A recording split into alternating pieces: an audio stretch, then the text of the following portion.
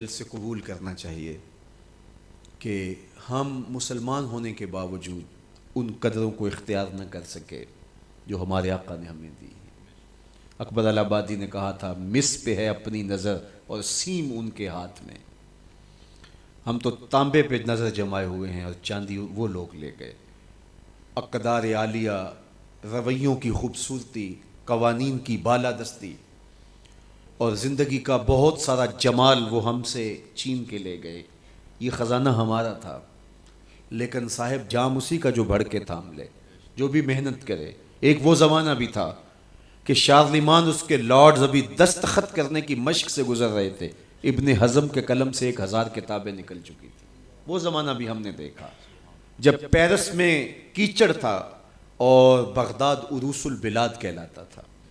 ہم نے وہ دور بھی دیکھا ہے جب وہ سواد آشنا بھی نہیں تھے، حرف آشنا بھی نہیں تھے، اور ہمارے منجم ستاروں پہ کمندے ڈالتے تھے. جب ہم محنت کرتے، خدائے زندہ زندوں کا خدا ہے، یہ اس کا اصول ہے، یہ اس کا ضابطہ ہے. لیکن جب ہم جو ہیں وہ پیچھے آ گئے تو انہوں نے آگے بڑھ کر جام تھام لیا. یہ بات میں ضرور کہوں گا، خیر کی قدریں جہاں بھی ہیں، کسی کفر کے معاشرے میں بھی ہیں، لیکن وہ پھوٹتی میرے حضور کے قدموں سے ہی ہیں. چوکھٹ اسی سے ہی فیض اور نور اور روشنی پھوٹی ہے، اجالے یہیں سے گئے ہیں، ورنہ انسان آج بھی زنجیروں میں جکڑا ہوتا. وہ کیسا سماج تھا کہ جب بیٹی کو زندہ درگور کر کے باپ آتا تھا تو معاشرہ اسے داد دیتا تھا کہ تو نے اپنی آبرو بچا لی ہے، تو نے اپنی عزت بچا لی ہے. اور یہ اتنا بڑا گھنونا جرم. قیامت کے دن سب سے پہلا سوال نماز کا ہوگا، لیکن سب سے پہلا فیصلہ قتل کا ہوگا. دوسرے لفظوں میں یوں کہہ لیجئے، حقوق اللہ میں سب سے پہلے نماز کا سوال ہوگا، اور حقوق العباد میں سب سے پہلا فیصلہ جو ہے وہ قتل کا ہوگا. اور قتل میں بھی وہ بچیاں جو زندہ درگور کی گئی، ان کا مقدمہ پہلے لایا جائے گا. قرآن بتاتا ہے وَإِذَا الْمَوْءُودَةُ سُئِلَتْ بِأَيِّ ذَنبٍ قُتِلَتْ. قبروں میں گڑی ہوئی بچیاں اٹھائی جائیں گی، اللہ کی عدالت ہوگی، ان کے ظالم باپ کٹہرے میں کھڑے ہوں گے. اللہ ان بچیوں سے پوچھے گا بِأَيِّ ذَنبٍ قُتِلَتْ، تمہیں قتل کیوں کیا گیا؟ اب ان بچیوں کو تو پتہ ہی نہیں ہمیں کیوں قتل کیا گیا.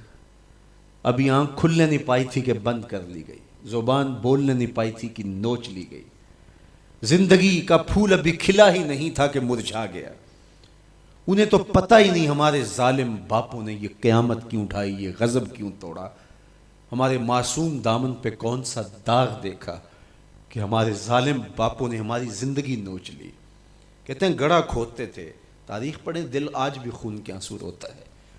اور گڑھا کھود کر کے اس میں کھلونے رکھتے اور بچی وہاں بیٹھ جاتی اور کھلونوں سے کھیلنے لگتی، اور وہ اوپر سے ریت ڈالتے، اور وہ بچی پہلے پہل تو اس کو کھیل سمجھتی اور وہ اس کھیل میں خود شریک ہوتی. لیکن جب اس کے کندھوں سے اوپر تک ریت بڑھتی اور اس کی سانس دبنے لگتی، پھر اسے سمجھ آتی یہ کہانی کوئی اور ہے. پھر وہ معصوم اور ننھے ہاتھ جوڑ کے اپنے باپ سے زندگی کی بھیک مانگتی، لیکن ظالم سفاک باپ ریت ڈالتا اور یوں اس کی سسکیاں، اس کی آہیں، اس کی چیخیں، اس کے آنسو اس ریت میں دب جاتے. اور اس معصوم ننھی چڑیا کے لیے نہ کوئی موم بتیاں جلانے والے تھے، نہ کوئی اس کے لیے احتجاج کرنے والے تھے، اور نہ کوئی اس کی FIR کٹتی تھی.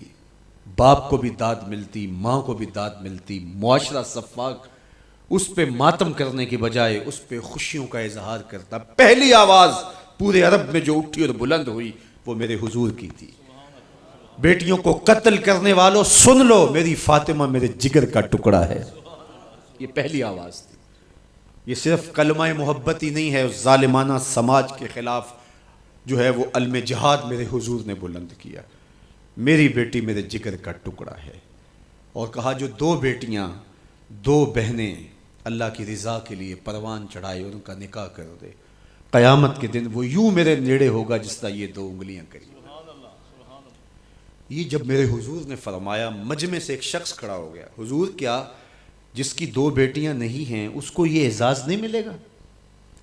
کسی بیچارے کی 2 بیٹیاں نہ ہو، 1 بیٹی ہو، تو کیا اس کو یہ اعزاز نہیں ملے گا کہ وہ آپ کا ساتھ پائے؟ حضور نے فرمایا اسے بھی ملے گا. لیکن میں آپ کو دعوت فکر دیتا ہوں کہ اس سوال کے پیچھے کی کیفیت دیکھیے.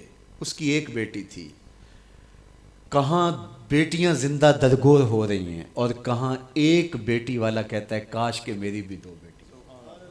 یہ تھا لایا ہوا میرے حضور کا نظام۔ بیٹیوں والے فخر کرنے لگے کہ ہماری بیٹیاں، یہ ہماری بخشش کی ضمانت ہوگی، 2 بیٹیوں کا نکاح کر لو، بخشش کی ضمانت۔